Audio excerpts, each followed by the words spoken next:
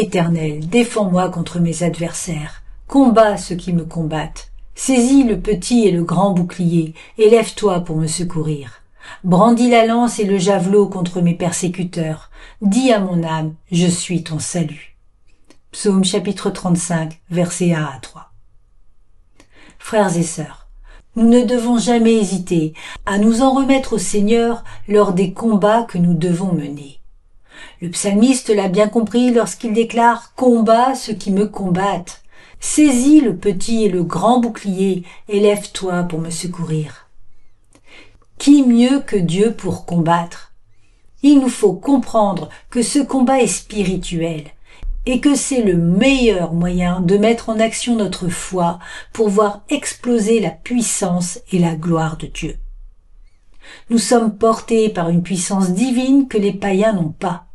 La Bible déclare dans le psaume 34 que Dieu délivre ses enfants de toute leur détresse. Comment le fait-il? Par la foi, lorsque nous nous en remettons entre ses mains puissantes. Sommes-nous bien conscients de la puissance explosive que représente la prière et de son impact transformateur dans notre vie? La prière est le langage qui plaît à Dieu lorsqu'elle provient du plus profond de notre cœur. S'adresser à Dieu est le socle du combat à mener, les fondations inébranlables qui bâtissent sur le roc notre vie dans la sainteté.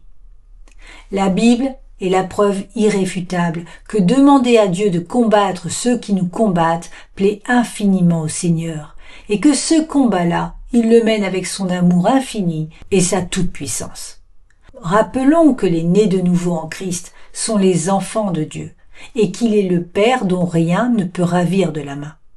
Il n'ira jamais au-delà de ce que nous pouvons supporter. Il calme les tempêtes pour nous. Il nous accompagne dans les traversées du désert. Il nous donne la force nécessaire pour accepter ce que nous ne pourrions faire sans lui. Il nous prépare aux intempéries. Il nous protège. Il agit sur nos ennemis afin de les confondre.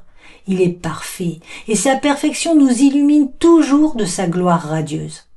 Ses miracles, sa providence sont au service de sa souveraineté qui contrôle tout pour nous. Il voit tout, il est partout et il sait tout.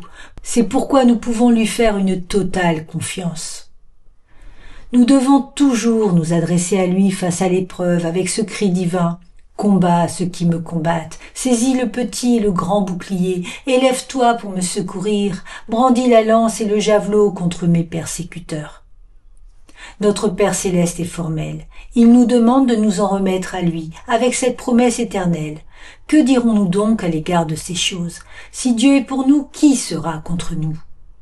Et que dire de cette déclaration dans Romains chapitre 8, des versets 37 à 39, qui est notre garantie tout aussi éternelle? Mais dans toutes ces choses, nous sommes plus que vainqueurs par celui qui nous a aimés. Car j'ai l'assurance que ni la mort, ni la vie, ni les anges, ni les dominations, ni les choses présentes, ni les choses à venir, ni les puissances, ni la hauteur, ni la profondeur, ni aucune autre créature ne pourra nous séparer de l'amour de Dieu manifesté en Jésus-Christ notre Seigneur. Frères et sœurs, nous sommes dans le camp de la victoire. Louons le Seigneur pour cette grâce qui nous libère de la peur des épreuves et de la souffrance.